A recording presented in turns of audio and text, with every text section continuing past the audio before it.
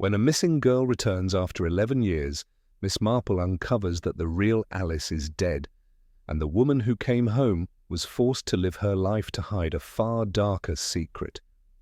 Welcome to the Velvet Murmurs, where every whisper hides a secret. I am so glad you joined us for today's mystery. Before we began, tell us in the comments where you are tuning in from. We love hearing from mystery lovers from all over the world. Miss Marple and the third girl nobody counted. Chapter 1.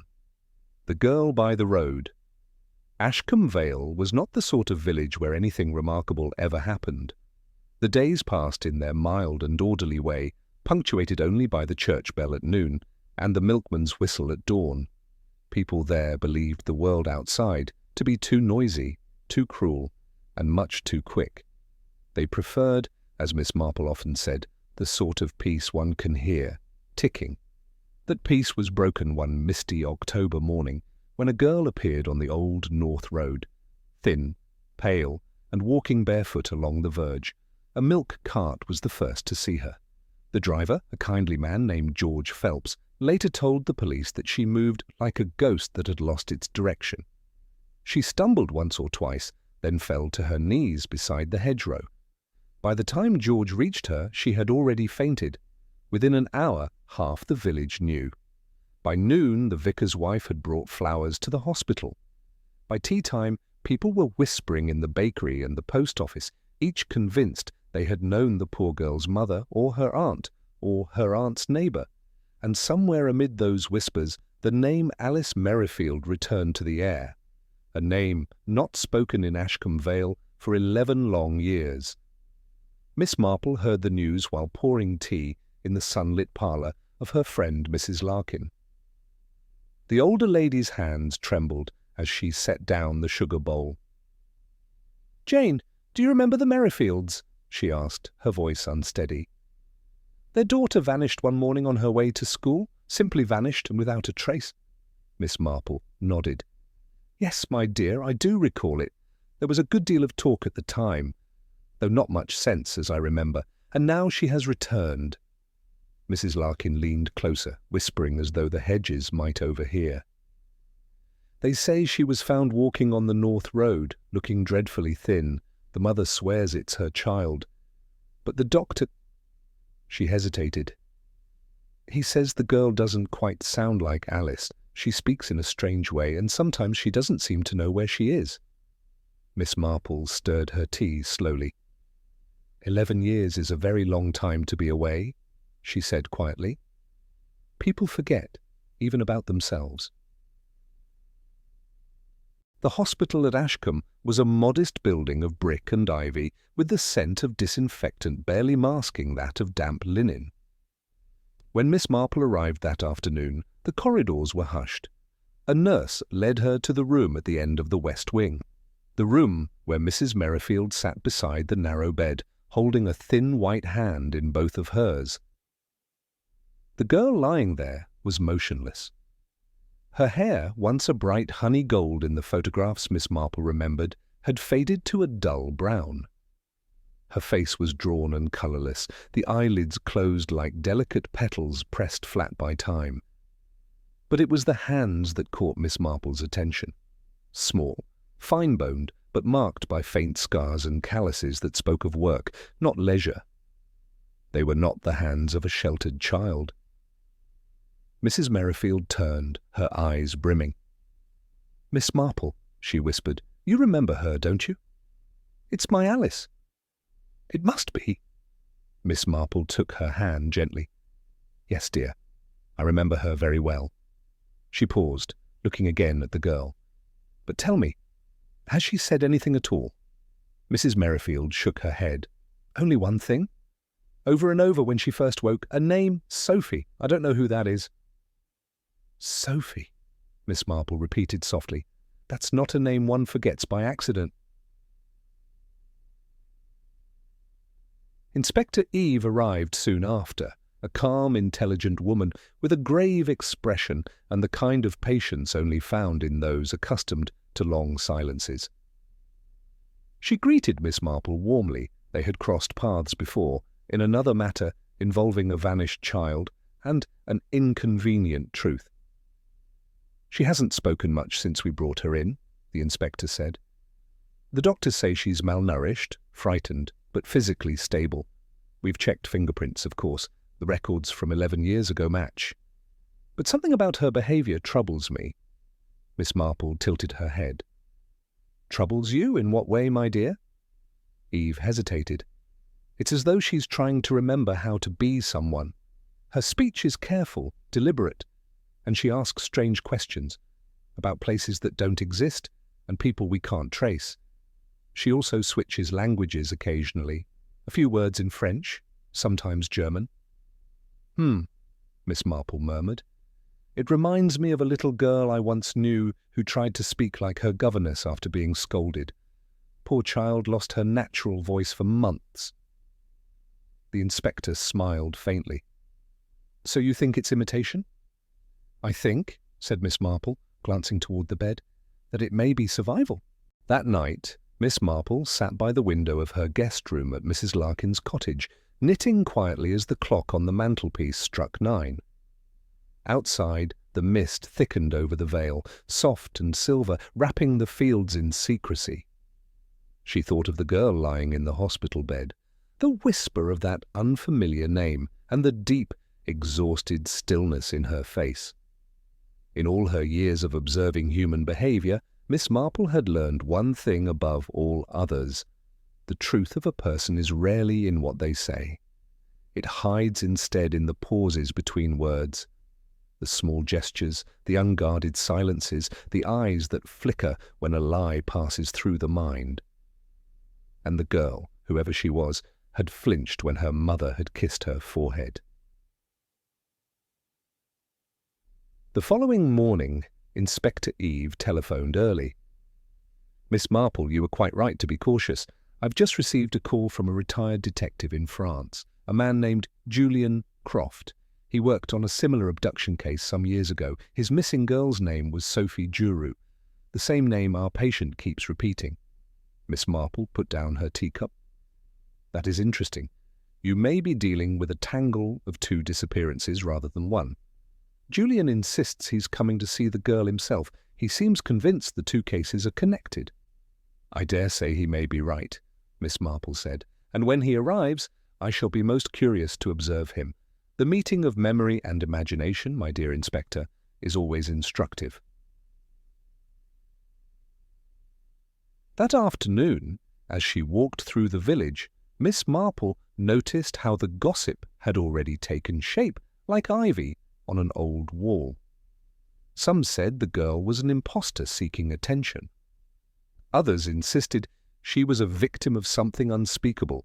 A few even whispered of ghosts, for superstition dies slowly in Ashcombe Vale. Miss Marple, ever practical, stopped at the greengrocer's for apples and replied mildly to an eager query, "No, Mrs. Phelps, I cannot say it isn't Alice, but I do think it is very sad when a person comes home to find the home no longer fits." That evening, the hospital corridors were quieter than usual.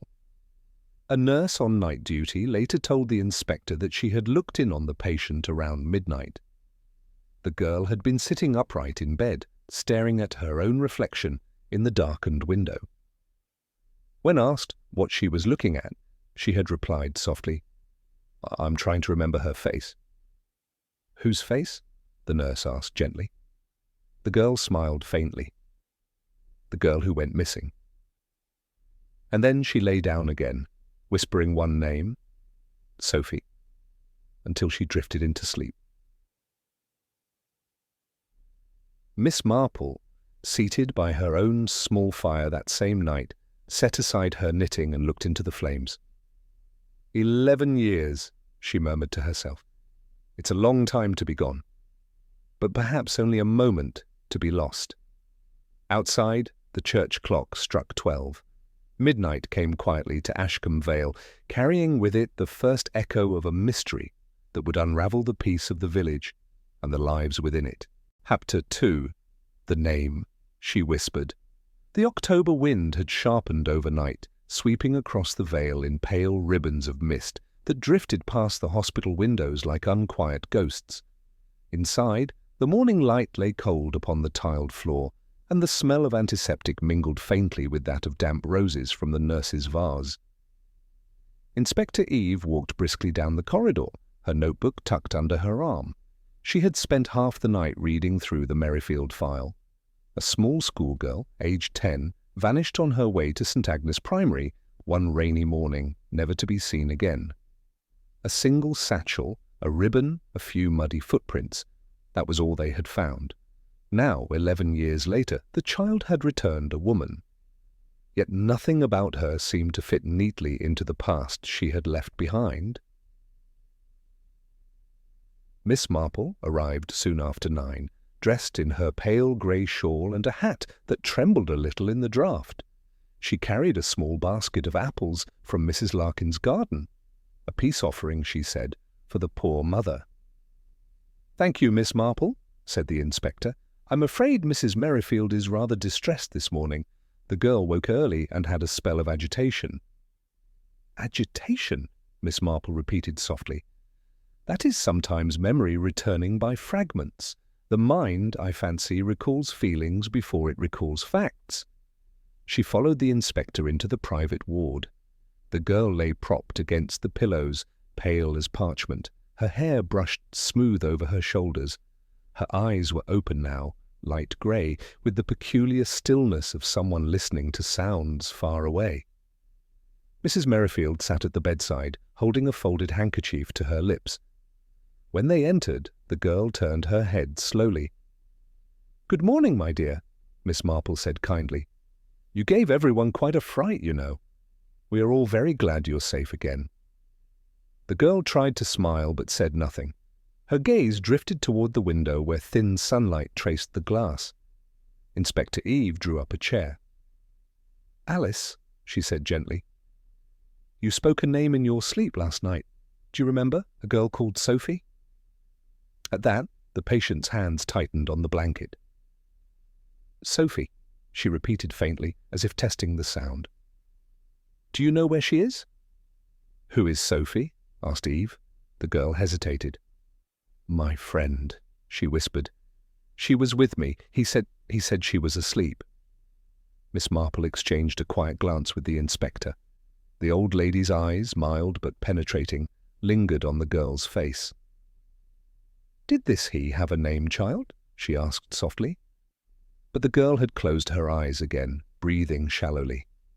Her voice slipped away like a candle guttering in a draught. Outside in the corridor, Mrs. Merrifield clutched at Miss Marple's sleeve. "What does it mean? She keeps saying that name. Who is Sophie? Jane, I can't bear it. I can't bear to lose her again."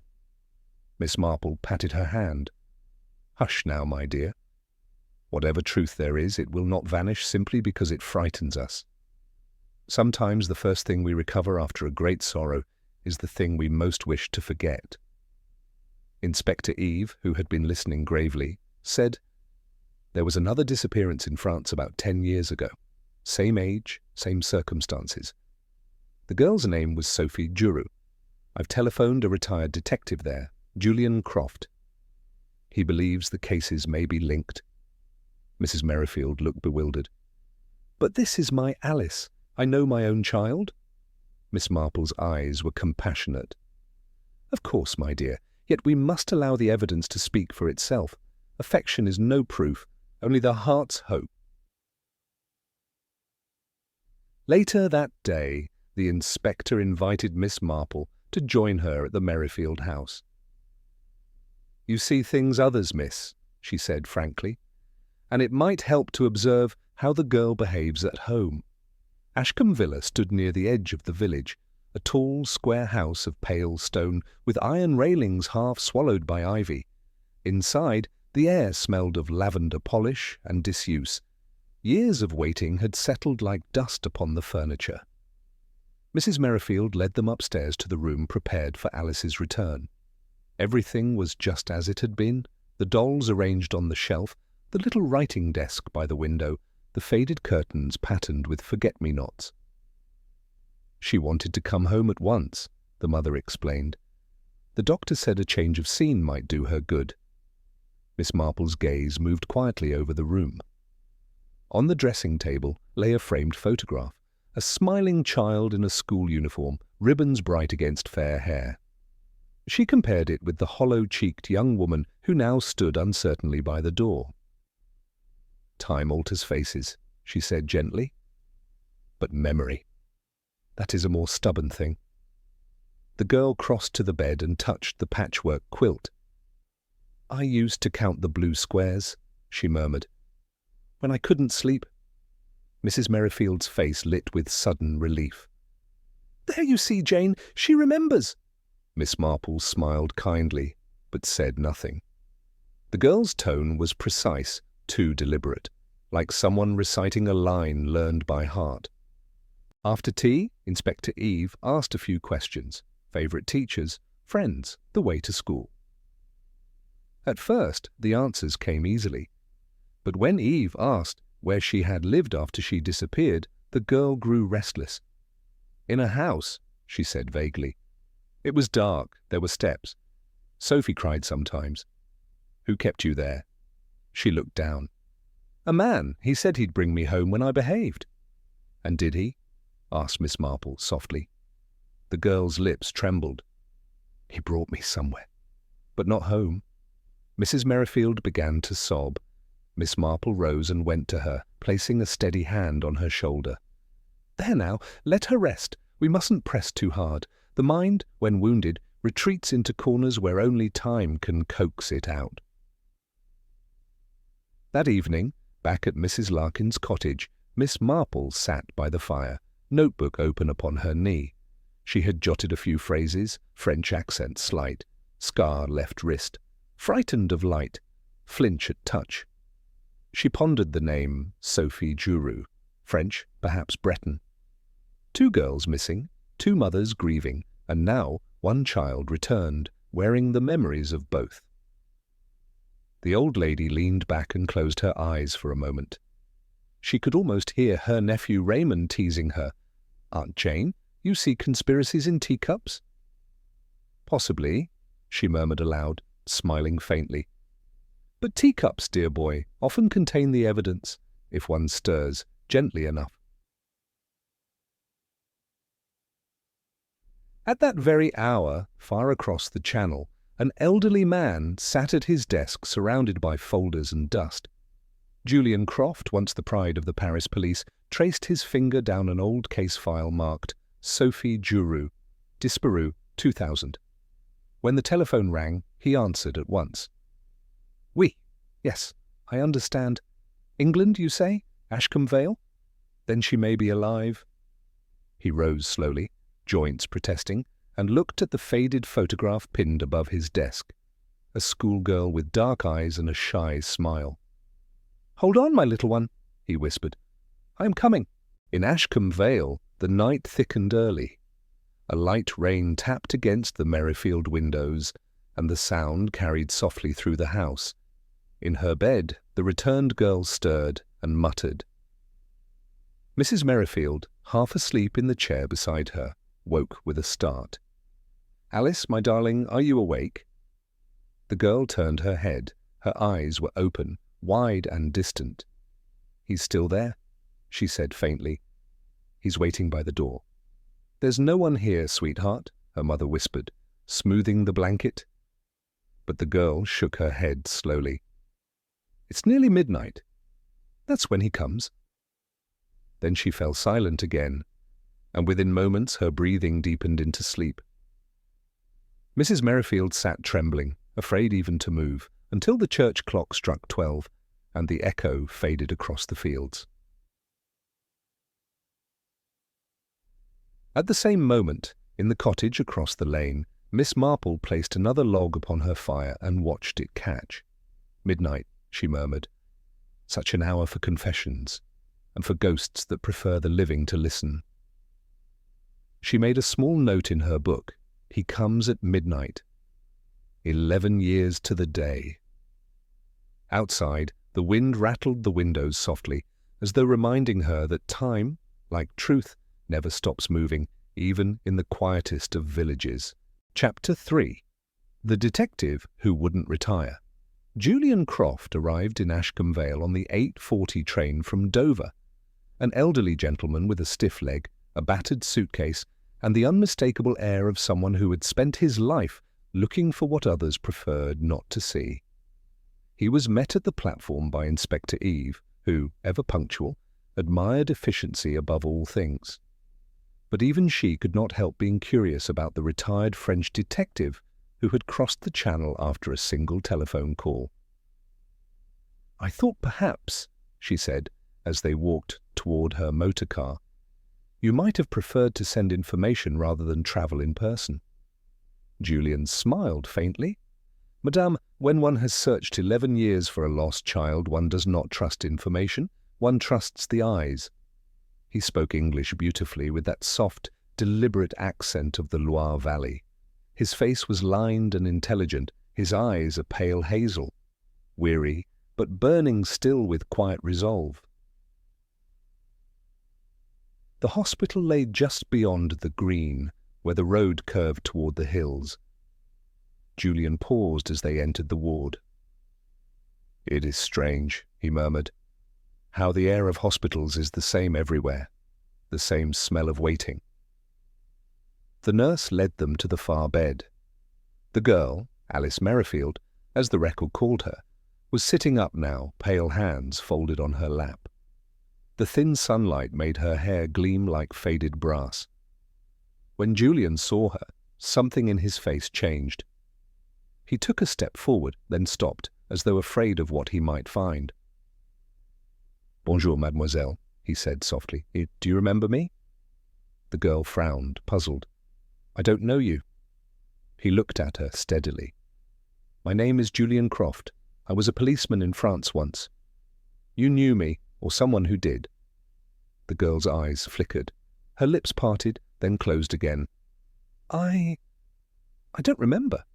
Miss Marple, who had entered quietly behind the inspector, observed the scene with mild interest, her gloved hands folded neatly around her purse. "Memory," she said gently, "is a most selective companion. It returns when one least expects it, often bringing company one would rather not see." Julian turned slightly, studying her. "And you are, madame?" "Jane Marple," she replied with a pleasant smile. "I am a friend of Mrs. Merrifield, and of common sense, whenever it dares to appear." Julian inclined his head. "Then we are allies." The questioning began slowly, with patience born of experience. Julian asked the girl to describe the place she had been kept, the sounds, the smells, the light. "There were steps," she whispered. "Stone steps. It was cold, always cold. He said the world outside would hurt us."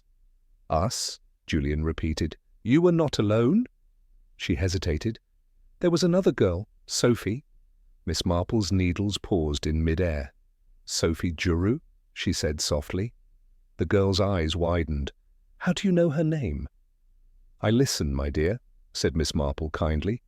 "It's something I've done all my life." Julian leaned closer. "Sophie is still missing, mademoiselle. If you remember anything at all, we may yet find her." The girl looked down. "He wouldn't let us talk about outside things. He said names make people real again. He didn't want us to be real." A chill seemed to settle over the room. Even Inspector Eve, who prided herself on composure, felt it.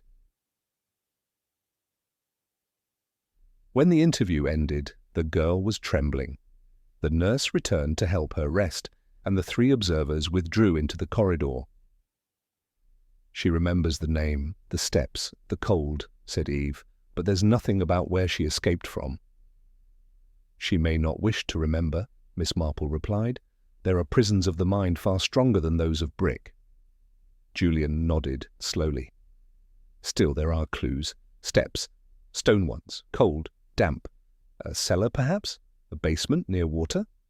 "I'll have the local constable check the abandoned mills," said Eve. "There are a few old structures by the river that fit." "Merci," murmured Julian. "But I fear this is not an English crime alone. The pattern, the silence, it is the same as in France." Miss Marple looked at him thoughtfully. You've seen this before? He sighed. Oui. 11 years ago, when Sophie vanished from her village near Lyon, there was no ransom, no sighting, only a ribbon left in the field, and one witness, a child, who said she saw a yellow car. Eve's head lifted. A yellow car? We had reports of one in Alice's case too, seen on the lane near her school. Julian gave a grim smile. Then our ghosts travel by the same carriage. That afternoon, Mrs. Merrifield invited them all to the house. She wished to show Julian the photographs, as if memory could be persuaded by evidence. The parlour smelled faintly of lavender and dust. On the mantelpiece stood a silver-framed picture of little Alice in her Sunday dress. Julian studied it silently, then turned toward the young woman seated near the window. "Would you mind," he asked gently, "if I looked at your wrist?" The girl hesitated but held out her hand. Julian examined the faint scar near the vein. "A burn," he said softly. "Sophie had one just like it. She touched a lantern when she was 7, her mother told me." Mrs. Merrifield drew back, colour draining from her face. "You must be mistaken." Miss Marple, who had been watching the girl rather than the detective, spoke quietly. "Mistaken, perhaps, or perhaps history repeating itself." There was a pause, the kind of silence that holds its breath. The girl's eyes moved rapidly between them, then filled with tears. "Please," she whispered, "don't make me remember." After they had left the house, the three stood for a moment in the cool dusk. The air smelled of rain and wood smoke. "She's terrified," said Eve. "Whether she's Alice or Sophie, she's been through hell." Miss Marple nodded. "Indeed, and fear, my dear Inspector, is a very reliable thing. It tells you who the real enemy is, not with words, but with silence." Julian lit a cigarette, though his hand trembled slightly. "I have spent half my life following silence. It is louder than screams, you know." Miss Marple gave him a look of quiet sympathy. "And did it ever lead you to the truth?" He smiled sadly. "Once or twice, but truth is a slippery thing. It does not stay long in human hands." That evening, Miss Marple invited Julian and Inspector Eve to take tea at Mrs. Larkin's cottage. The small parlour glowed warmly in the lamplight, a welcome contrast to the cold unease that had settled over the day. As they sat down, Miss Marple produced a plate of scones and said, almost cheerfully, "It's a very curious case, don't you think? 2 missing girls, one returned, one still gone, and a mother so eager to believe that she may have blinded herself with hope." Julian nodded. "The heart is an accomplice in many crimes." Eve looked up. "You suspect deception?" "I suspect confusion," said Miss Marple. "Deception is often only a more organized form of it." Julian leaned forward. "In France, I traced Sophie's last sighting to a roadside near Lyon. A yellow car was seen stopping beside her, the same model reported in Alice's case. The driver was never found, but the registration belonged once to a man named Adam Whitlock, a soldier stationed in both countries during the war." Miss Marple's eyes gleamed. "A soldier, you say? Soldiers, dear Mr. Croft, make the most inconvenient criminals. They are trained to obey, which means they are very good at pretending not to think." Eve frowned. "Adam Whitlock. He runs the butcher's shop near the railway now. I'll have him checked." "Do so quietly," Miss Marple advised. "Guilt, like raw meat, is best examined before it hardens." It was near midnight when Julian returned to his inn. Rain whispered against the window pane and the fire burned low. He sat at the small desk and opened an old envelope. Inside was Sophie Giroux's photograph, faded at the edges. He stared at it for a long time, then took out a small magnifying glass from his pocket. His fingers trembled slightly as he held the picture to the light. There, the same faint scar on the left wrist. He leaned back in his chair, whispering to himself, "Mon Dieu, what have they done to you?" Meanwhile, in her quiet cottage, Miss Marple was also awake. She sat by her lamp, knitting steadily, her eyes half closed in thought. "A yellow car," she murmured. "Two little girls, one vanished, one found, and now a soldier turned butcher." She smiled faintly as though amused by her own mind. People are very much the same everywhere, and they tidy their crimes just as they tidy their drawing rooms. But dust, I find, always returns. She set down her knitting, blew out the lamp, and glanced toward the window. The rain had stopped, and the moon shone pale above the roofs of Ashcombe Vale. Somewhere in the distance, a clock struck 12. Miss Marple folded her hands and whispered softly, "And so begins another night of waiting. 11 years to midnight." Chapter 4. Shadows of the Past. Rain came down hard that morning, washing the roofs of Ashcombe Vale clean of dust and memory.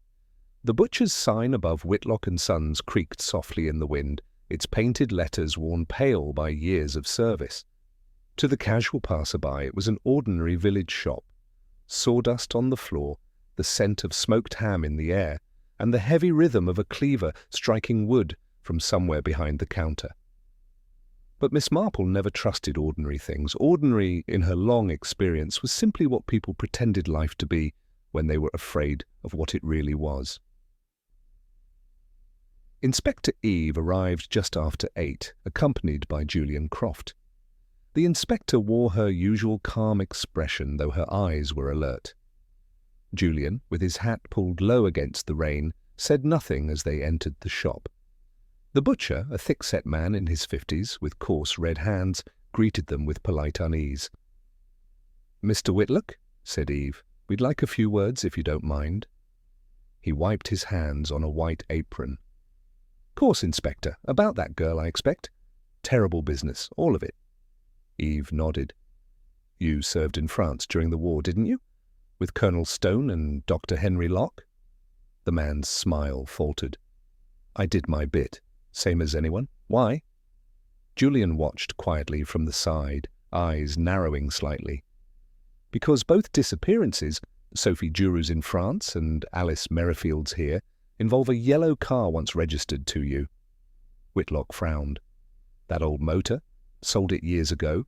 Some mechanic from Dover took it off my hands. I've not seen it since." "Do you have a record of the sale?" Eve asked. He hesitated. "Maybe somewhere in the back. But it's been years. Hard to keep every scrap of paper, you know."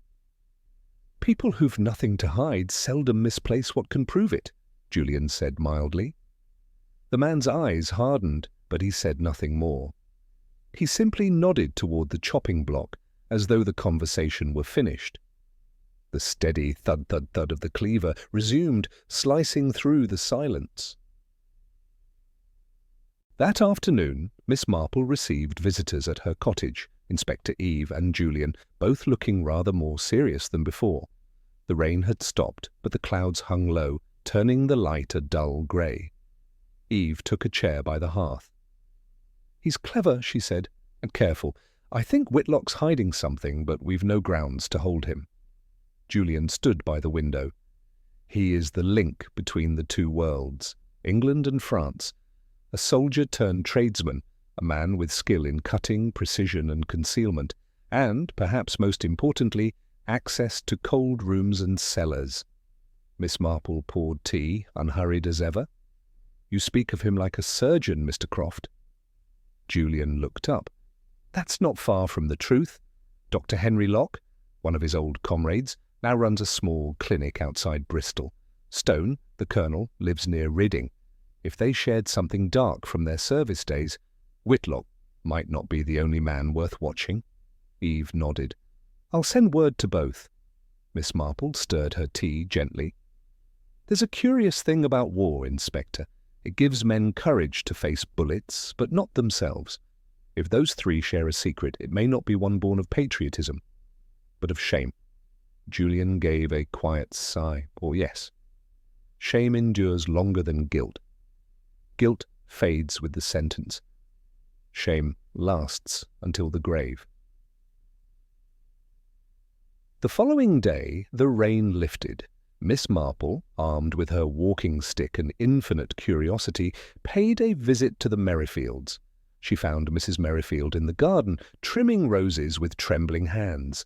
The girl, Alice, or perhaps Sophie, sat by the window, pale and distant, staring out across the lane.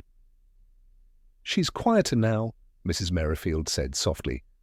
"Sleeps better, but she doesn't like the sound of cars. Every time one passes, she flinches." Miss Marple looked up toward the window. "Yes, a common reaction after captivity, I imagine. People learn to associate freedom with noise and danger." "Do you believe she's truly my Alice?" the woman asked suddenly, her voice fragile. "The police say they're not sure, but I know my child." Miss Marple was silent for a moment. "A mother's heart knows love, not certainty," she said at last. "And sometimes love can be cruel to truth." Tears welled in the woman's eyes. "I don't care about truth anymore. I just want her home." Miss Marple reached out and touched her hand. "Yes, my dear. But remember, home is not walls and furniture. It's memory, and I fear that hers belongs somewhere else." That evening, Inspector Eve called. She had received a reply from Dr. Henry Locke. He had indeed served with Whitlock and Colonel Stone during the last years of the Gulf War. His letter, written in polite and cautious terms, ended with a curious line. "I trust you are not reviving old wounds. Some things are better left to history." Miss Marple read it twice. "Now that," she said, "is the language of a man who has far too much to lose." Julian smiled grimly. "We call that the handwriting of guilt, Miss Marple. So, we shall visit him?" "Indeed," she replied, "though I expect he will tell us nothing directly. Men of science rarely do, but they are careless with the details of the soul. We shall look there instead." 2 days later, they made the journey to Bristol. Dr. Henry Locke's clinic stood at the edge of a quiet lane, surrounded by autumn woods. It was the sort of place people went to forget the world, and perhaps themselves. He received them in his study, a tall man with sharp features, silver hair, and a voice that carried both intelligence and unease. "This is quite irregular," he said. "I retired from active service years ago. Whatever Whitlock has done, it has nothing to do with me." Julian regarded him thoughtfully. "And yet, you wrote of wounds best left to history. That is not the language of innocence, Doctor." Dr. Locke's jaw tightened. "There were mistakes, yes. In Iraq, in Basra. Command decisions made too quickly. Men died who shouldn't have. That's the past." Miss Marple's eyes were gentle but relentless. "And young women, Doctor? Did any of them die who shouldn't have?"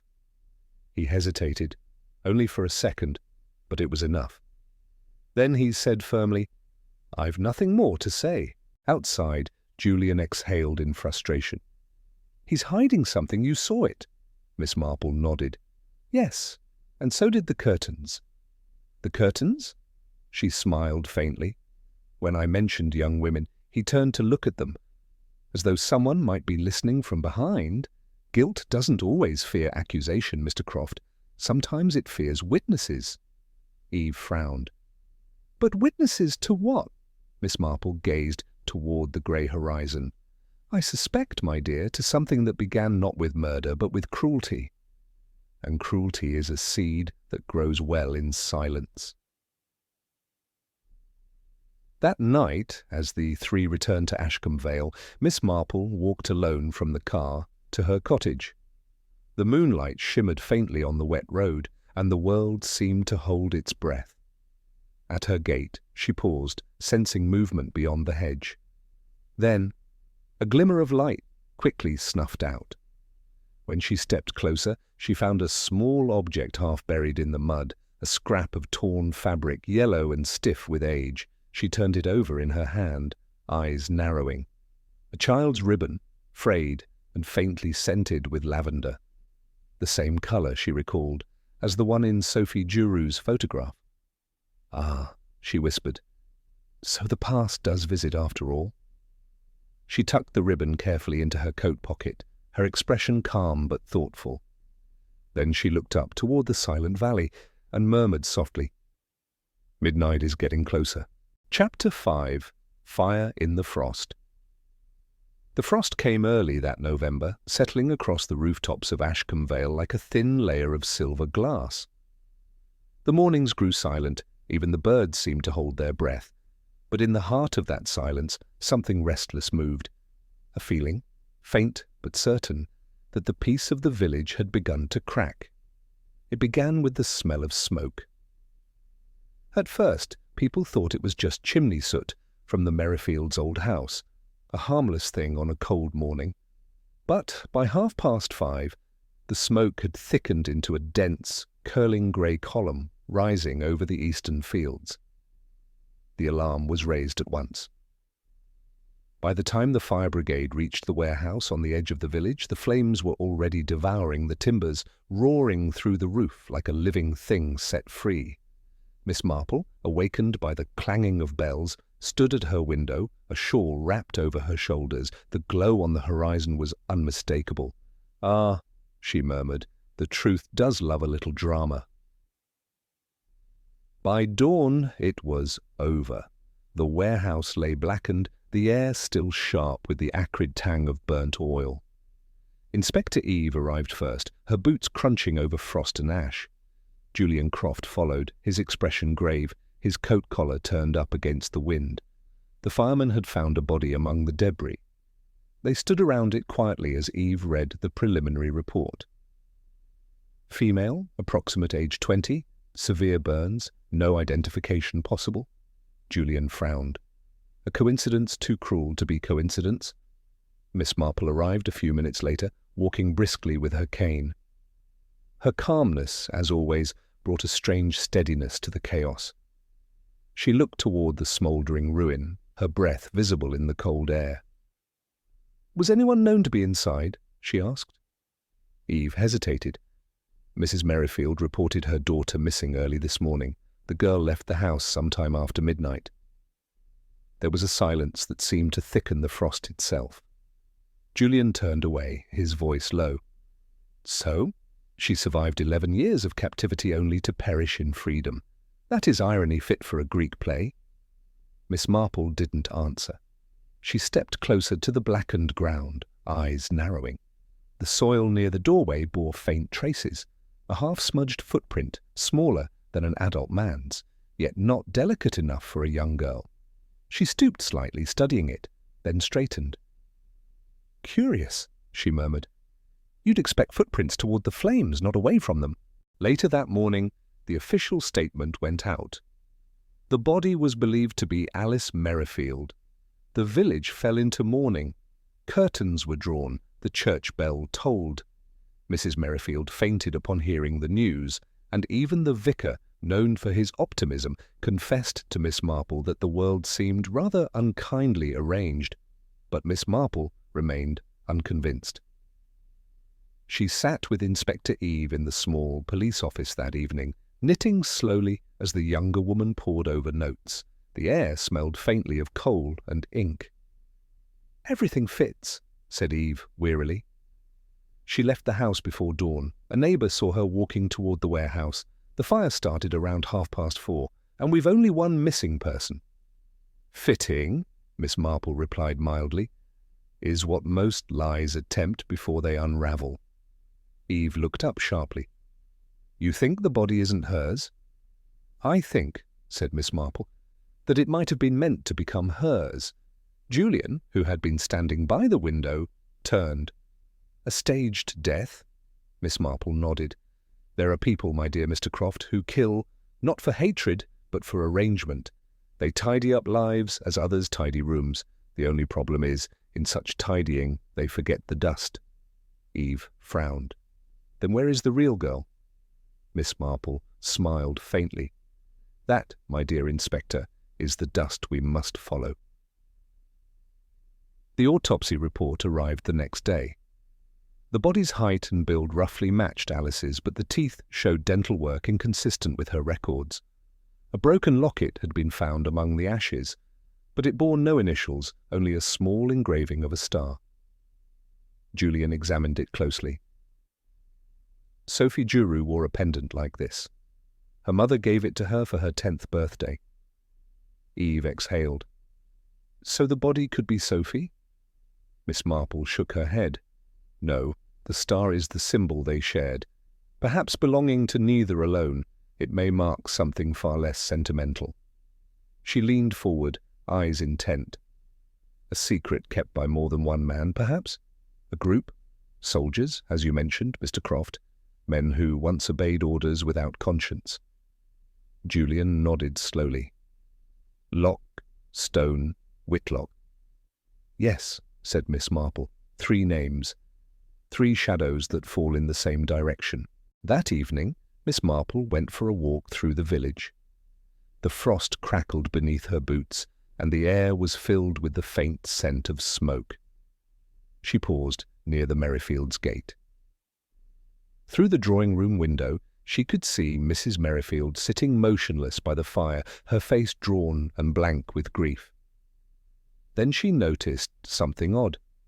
Near the window stood the girl's coat, not hung neatly, but thrown carelessly over the arm of a chair. A corner of its lining had been torn, revealing a patch of coarse stitching. Miss Marple's keen eyes caught a glimpse of something metallic glinting between the seams. A button, small and oddly marked, with the letters A.W. She smiled to herself, ever so slightly. Adam Whitlock again, she whispered. The following morning brought fresh news. Colonel Stone had been found dead at his home near Reading, an apparent heart attack. But when Inspector Eve received the details, her brow furrowed. No signs of forced entry, she told Miss Marple. No robbery, just a cup of tea on the table beside him, untouched. Miss Marple's needles paused mid-stitch. Untouched tea is a very sad thing, she said. It suggests the visitor was trusted. You think someone visited him? Of course. The heart may fail of its own accord, but men who fear exposure seldom die at random moments. The poor colonel had something to confess, and someone decided he should do so quietly. Julian set down his cup. Then the pattern repeats, first the girl, now the soldier. Miss Marple nodded. And patterns, my dear, are only puzzles pretending to be order. That night, she could not sleep. She sat by her window watching the moonlight spread across the fields, her mind quietly turning over every detail. The fire, the locket, the footprints, the missing coat button. Then suddenly it came to her. If the fire had been staged, someone must have stayed behind long enough to ensure its success, and yet had time to escape unseen. That required knowledge of both the place and the hour. She rose at once, fetched her coat, and went out. The ruins of the warehouse were ghostly in the moonlight. Frost glittered over the charred beams like a shroud of diamonds. Miss Marple walked slowly, her stick tapping the frozen ground. And there, half buried beneath a plank, she saw it, a second footprint beside the smaller one she had noticed before. This one was larger, deep-set, with the heel worn oddly thin. A soldier's stride. She smiled grimly. Yes, she whispered. 2 visitors. One running away from the fire and one toward it. The next day, she shared her findings with Inspector Eve and Julian. Our arsonist, she explained, was no stranger to military boots, and he knew exactly where to strike. The fire destroyed all traces that could prove identity, except, of course, the truth.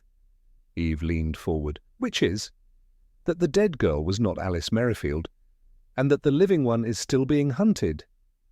Julian stared at her. By whom? Miss Marple's voice was quiet, but certain. By the man who has been hunting her for 11 years, the one she calls him. That evening, as the wind swept through the valley, a fresh bouquet of white lilies appeared at Colonel Stone's grave, left by an unknown visitor. The caretaker swore he saw a woman, cloaked and veiled, standing by the headstone at dusk. When he called out, she turned and walked away without a word. He noticed only one thing as she passed under the lamplight, a burn scar, faint and pale, on her left wrist. In her cottage, Miss Marple stood at the window, watching the frost settle once more. Her knitting lay forgotten on the table. She murmured softly to herself, 11 years, and the hour grows near. Every sin has its winter.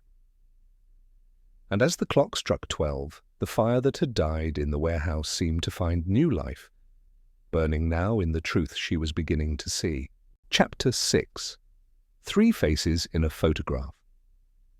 The morning after the fire dawned pale and still, as though the world itself were exhausted by its secrets. The frost on the hedges had turned the village silver, and the church bell sounded softer than usual, muffled as if by grief. Miss Marple sat at her kitchen table, the Times spread neatly before her, though her eyes scarcely moved across the print. She had been awake since 4. The mind, she reflected, had its own curious habits of insomnia. It woke not for rest, but for reckoning. A knock came at the door. When she opened it, Inspector Eve stood there, her coat damp with dew, a file tucked under her arm. Behind her, Julian Croft lingered, looking as though he hadn't slept either. "May we?" asked Eve. "Of course," Miss Marple said, stepping aside. No mystery was ever solved, standing on a doorstep. Inside, Eve laid the file on the table. "The police went through what's left of the Merrifields' belongings at the warehouse. We found something half-burned, lodged between the floorboards." She opened the envelope carefully. Inside lay a singed photograph, edges curled by flame, but the centre miraculously preserved. 3 young girls stared out from the past, seated together on a garden bench, their faces turned toward the camera, with the unguarded ease of children, unafraid of the future. Miss Marple leaned closer. The first was unmistakably Alice Merrifield, all golden curls and bright eyes. The second, darker, was Sophie, the French girl who had vanished across the channel. But the third, the smallest one, was unknown. She had straight hair, glasses too large for her face, and around her neck hung a silver locket shaped like a star. Julian's voice was low. "That's her, the same pendant found in the fire." Eve nodded grimly. "The photograph was taken at a rehabilitation home in France. The records say the 3 girls were part of a medical exchange for war orphans, arranged by Dr. Henry Locke." Miss Marple's eyes glinted. So our good doctor's compassion had a rather selective focus. Julian tapped the edge of the photo. "Look closely. Behind them, that building. You see? Stone walls, ivy, barred windows. That's not a home. That's an institution." "Or," said Miss Marple softly, "a place where secrets were trained to behave." By noon, they were back in the car, heading toward the Merrifields' house. The village seemed to hold its breath as they passed. Word of the fire and the uncertain identity of the body had spread like wildfire of another kind. Curtains fluttered, conversations stopped mid-sentence, and even the children on the green fell silent as the motor car rattled by. Inside the Merrifield house, Mrs. Merrifield sat in the drawing room, her hands clasped tight around a handkerchief. The girl sat opposite her, gazing at the flames. There was something almost eerie in her stillness, too calm for grief, too distant for peace. Eve placed the photograph gently on the table. "Do you recognize this, Mrs. Merrifield?" The woman blinked through her tears, then gasped softly. "That's Alice. And yes, I remember that day. She went to France for treatment after her accident. Dr. Locke arranged it. The other girls, I never knew their names." Miss Marple's voice was kind.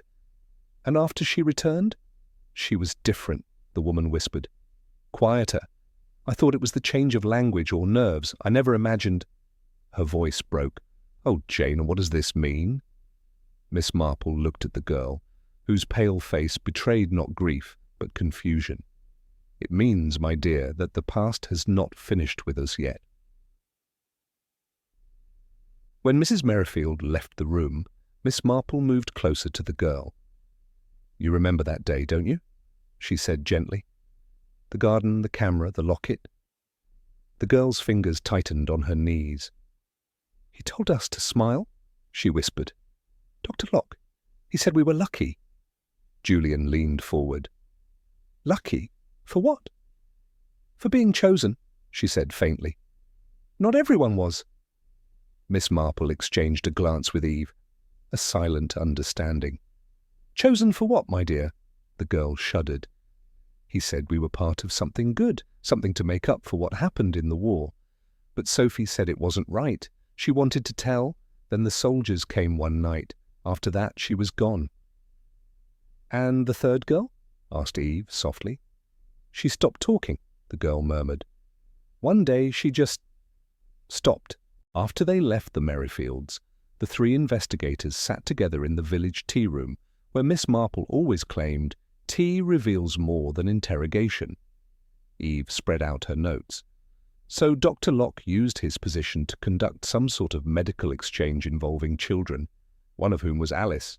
Two of those girls disappeared, one returned under another's name, and now the entire unit connected to Locke is dying off one by one. Julian nodded grimly. And all three men, Locke, Whitlock, and Stone, were in the same regiment. They called themselves the Trinity Company, stationed in Basra, 1991. Miss Marple stirred her tea thoughtfully. Trinity, a holy word used for unholy things. It has a rather poetic irony. Eve sighed. "If we had proof of their experiments, we could charge Locke, but all the records are sealed, and Whitlock keeps denying he remembers." Julian gave a bitter smile. "Oh, he remembers. Men like Whitlock forget only what they choose to." Miss Marple looked up. "And when people cannot forget, they sometimes burn what reminds them." That evening, Miss Marple visited the ruins of the warehouse once more. The ground was still charred, the air heavy with that faint metallic smell of burnt machinery. A constable on duty nodded politely as she passed. She found the spot where the photograph had been discovered. Kneeling down, she brushed aside some ash and uncovered a small metal fragment, a tag, half melted, with a single engraved letter, L. She turned it over in her gloved fingers. "L for Locke," she murmured. "Or for Lena, the third girl. Perhaps for both." When she stood again, Julian had joined her silently. "You think the fire was meant to erase this?" "Yes," said Miss Marple, "but fire is an indiscreet ally. It always leaves something behind." She handed him the tag. "There were 3 girls, Mr. Croft, one dead, one missing, and one pretending to be both. I fancy we have found only the edge of their story."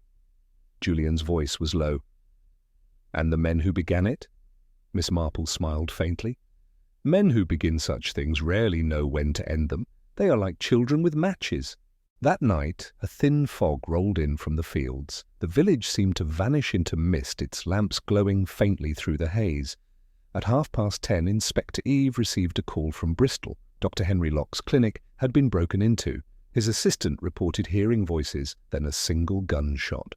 By the time the police arrived, the doctor was gone, and on his desk lay a charred scrap of paper, bearing only one line: "She was never meant to return." In her cottage, Miss Marple sat before the fire, the photograph of the 3 girls resting on her lap. The flames reflected in the silver locket that hung from the smallest girl's neck, making it gleam like a warning. 3 faces, she whispered. 1 truth, and a very long shadow cast by men who called themselves saviors. Outside, the frost returned, covering the lanes in a thin, white silence. The church clock struck 11, 1 hour to midnight, and somewhere far away a train whistle sounded long and mournful, as though the night itself remembered. Miss Marple folded the photograph neatly into her notebook, closed the fire screen, and said softly, "Tomorrow will bring confession, or another fire." Chapter 7. The Cabin in the Mountains. The train from Dover to Geneva wound its way through miles of fog and frost. Snow lay thick on the fields beyond Calais, turning the world into a blank page where the past could be rewritten, if only one knew what to write. Miss Marple sat near the window, her knitting needles clicking softly in the steady rhythm of the rails. Across from her, Julian Croft read through a dossier marked Henry Locke, Disappearance, December 17th. Between them sat Inspector Eve, looking uncharacteristically tired, yet resolute. "So this is it," she said quietly. Locke vanishes from his clinic, Whitlock shuts his shop, and Stone is in the ground. 3 men bound by the same secret, all gone in different ways. Julian looked up. Not gone. Moving, like chess pieces trying to avoid the king's shadow. Miss Marple smiled faintly. "And yet, in the end, every piece must meet the board again, my dear Mr. Croft. It is simply a matter of patience." By evening, they arrived in Geneva. The wind there was bitter, the lake half frozen, and the air smelled of pine and old snow. Julian's contacts in the French police had provided an address, a remote cabin near the mountain village of Sainen, purchased years ago under a false name. When they inquired at the local postmaster's, the man frowned thoughtfully.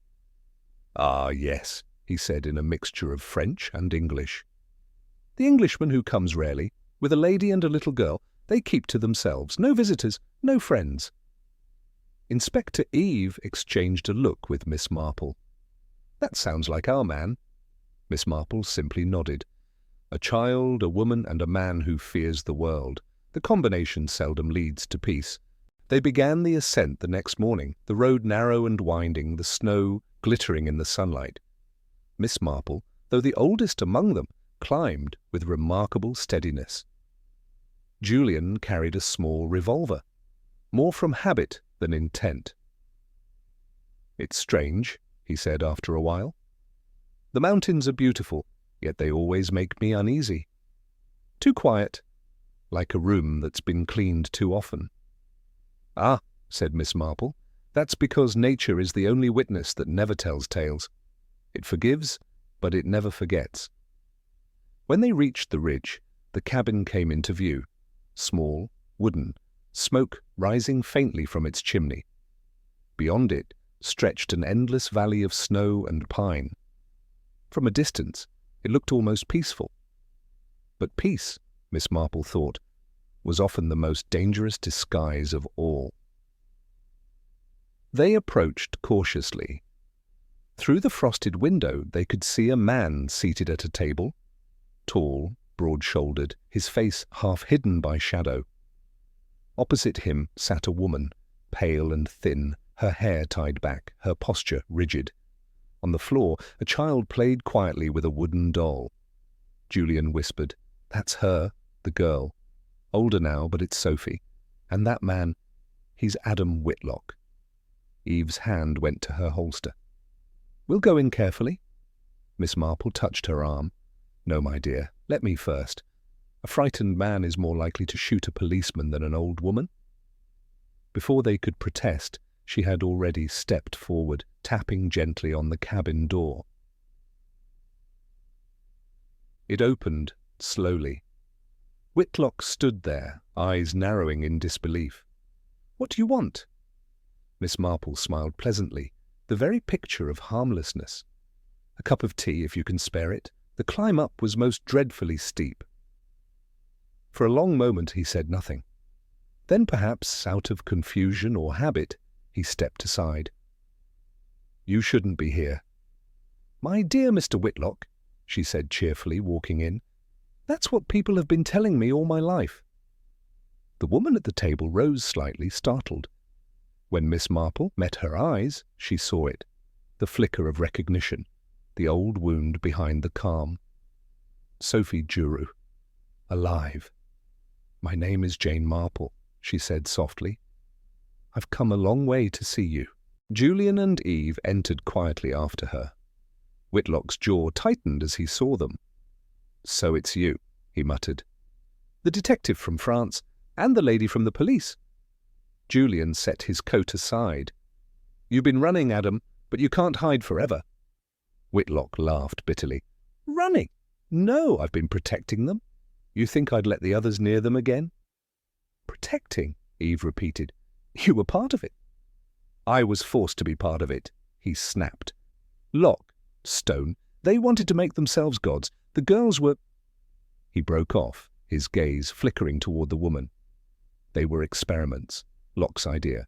Psychological endurance. Isolation therapy, he called it. Sophie was one of them. So was Alice. And the third...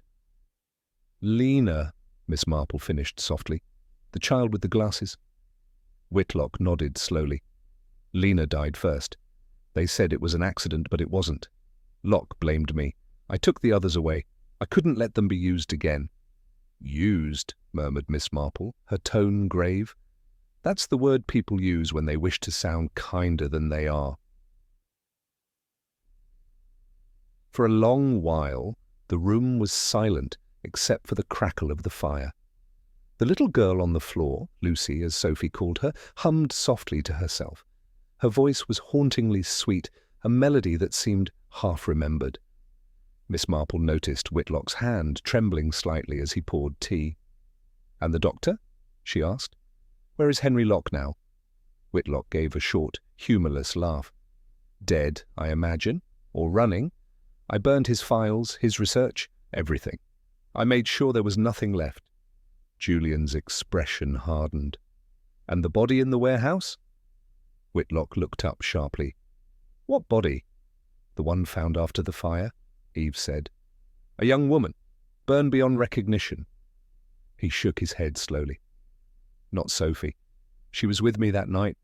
I sent her ahead with the child. Someone wanted the world to believe she died. Same as before." Miss Marple folded her hands. "Yes, the pattern repeats. Death becomes a disguise. It's quite efficient, really, until one counts the footprints." Whitlock looked at her sharply. "Footprints?" "2 sets," she said.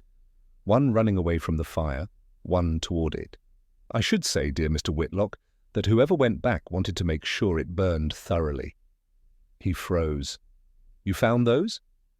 "I notice most things," Miss Marple said mildly. "It's an old habit." Before anyone could speak again, there came a sound outside, the crunch of boots on snow. Whitlock went pale. "They've found us." Inspector Eve moved to the window. "2 men, armed." Julian drew his revolver.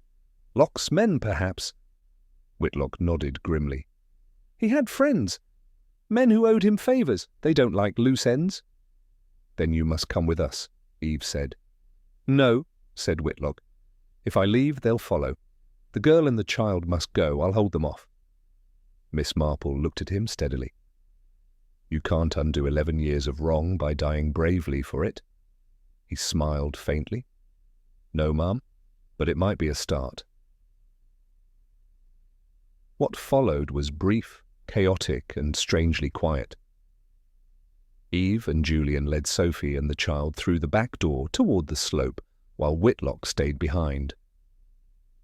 There were 2 sharp cracks, the sound of gunfire echoing through the valley.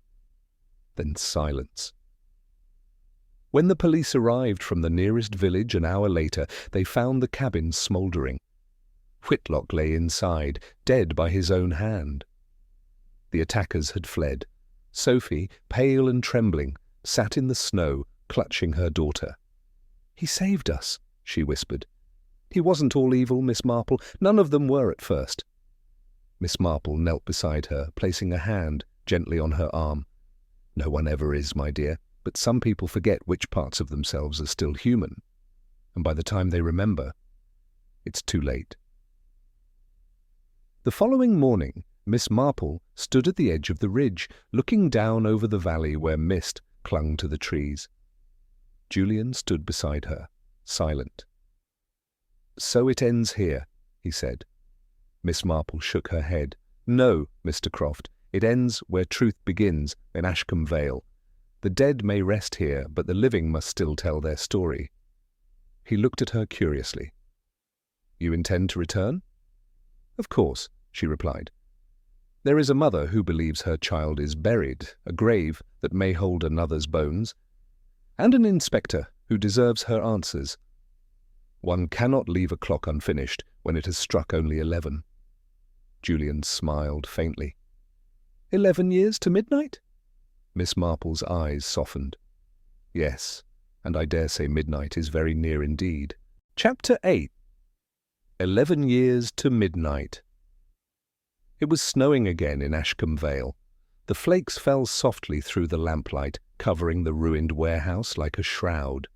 By morning, the village would wake to a world washed clean. Or so it would seem. But, as Miss Marple often said, snow hides much, but it never changes what lies beneath. She returned quietly that winter morning, stepping down from the early train with her small suitcase and a folded umbrella. Inspector Eve was waiting for her on the platform, wrapped in a navy coat, her face drawn but determined. "Welcome home, Miss Marple," she said. "I suppose you've heard the news." "Yes," Miss Marple replied, her voice calm. "Mr. Whitlock's death has made the papers, though not the truth behind it. They've written him a villain, but villains seldom start that way." Eve nodded grimly. "Sophie is safe, under guard, in the clinic near Geneva. The child, too." Julian stayed behind to arrange extradition for the case records. "Ah," Miss Marple said softly, her breath misting in the cold air. "And the Merrifields?" "They're waiting for you," Eve said quietly. "They've buried what they believed was Alice." Miss Marple's eyes grew gentle. "Then it's time they stopped believing." The Merrifield house stood grey and still under its blanket of snow. Inside, a fire burned low in the grate. Mrs. Merrifield sat by it, her hands folded tightly in her lap, a look of hollow patience in her eyes. Her husband, Sam, sat opposite her, silent. The years had worn him down, 11 of them to be exact. When Miss Marple entered, both rose at once. "Miss Marple," Mrs. Merrifield said faintly. "You've come? Is it over?" Miss Marple looked from one to the other. "Yes, my dear, but not quite as you imagined." She sat down gently. "The girl who returned to you was not Alice. Her name was Sophie Juru, one of the 3 children from the rehabilitation home in France. She was forced to take your daughter's identity to hide a much darker secret." Mrs. Merrifield's lips parted. But she knew things, our garden, our songs, our photographs, because she was made to," Miss Marple said softly. "For years, her captor told her stories from your daughter's life. Repetition, you see, can become memory, and memory, in isolation, becomes belief." Sam rose to his feet, his face pale. "Then where's my real daughter?" Miss Marple's gaze met his. "She died 11 years ago, Mr. Merrifield, the night she tried to escape from them. It was her body buried beneath the old orchard near the facility in France. Whitlock, racked with guilt, retrieved Sophie and the child and fled." Mrs. Merrifield made a faint sound, half sob, half gasp. "A child?" "Yes," said Miss Marple gently. "Sophie's child, born of cruelty, not love. The poor girl never truly escaped her captivity. Even freedom can become another kind of prison." The silence that followed was unbearable. Only the faint ticking of the mantel clock filled the room, steady, unfeeling, a metronome to sorrow. Miss Marple sat back in her chair, her eyes thoughtful. "When I first met Sophie, I felt something odd, not deceit, but a kind of exhaustion one sees in people who've been made to live too many lives at once. Her eyes never looked forward, only sideways, as though expecting to be called by another name."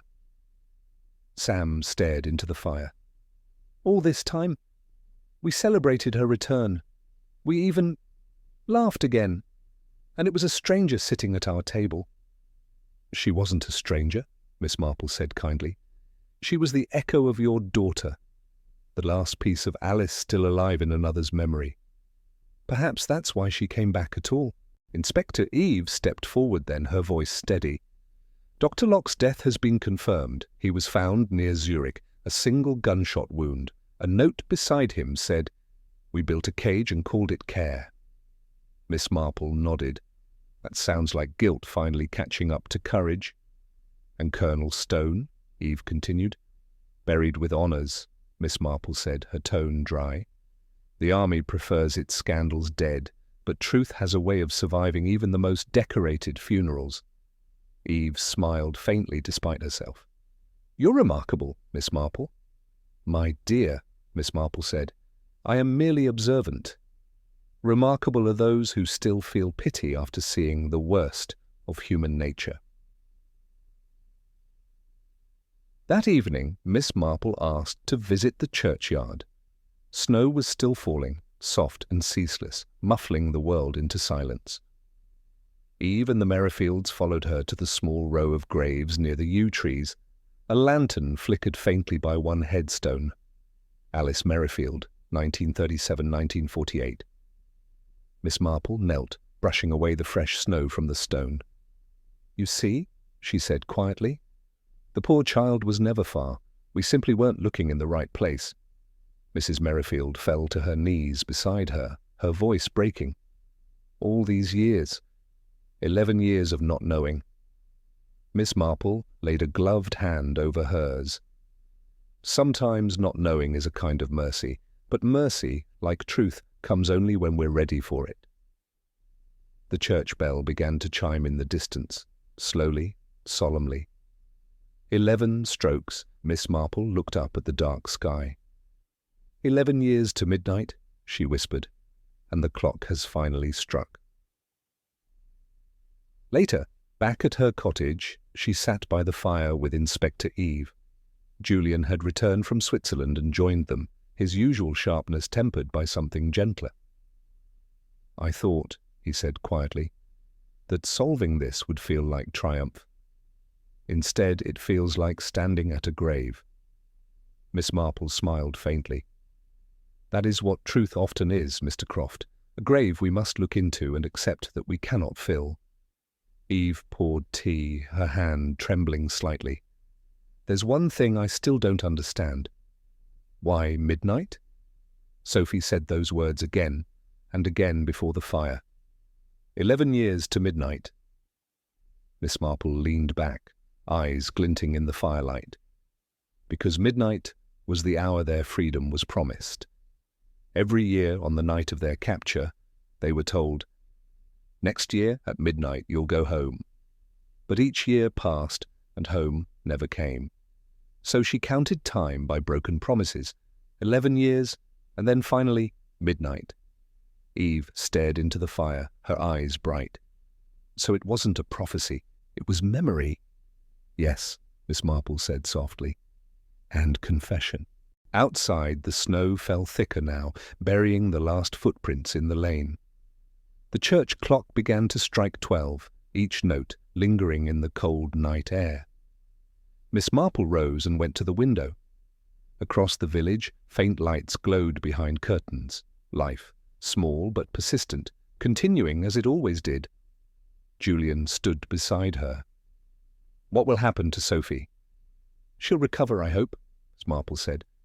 Not all wounds bleed, some only echo, but she has her child now, and that perhaps will keep her tethered to the world. Julian hesitated. And you, Miss Marple? What keeps you tethered? She smiled, turning from the glass. A cup of tea, Mr. Croft, and the knowledge that good people still wake early, even when the world seems late. He laughed quietly. You make it sound so simple. It is simple, she said. Only truth complicates it. As the fire burned low, she looked once more at the photograph resting on the mantelpiece, the one of the 3 girls in the garden. Their faces seemed softer now, their youth eternal in that frozen moment before everything went wrong. Miss Marple whispered, Rest now, my dears, midnight has come. The clock on the mantel ticked once, steady, final, and sure. And outside, beneath the falling snow, the village slept at last, its long, cold story finally laid to rest.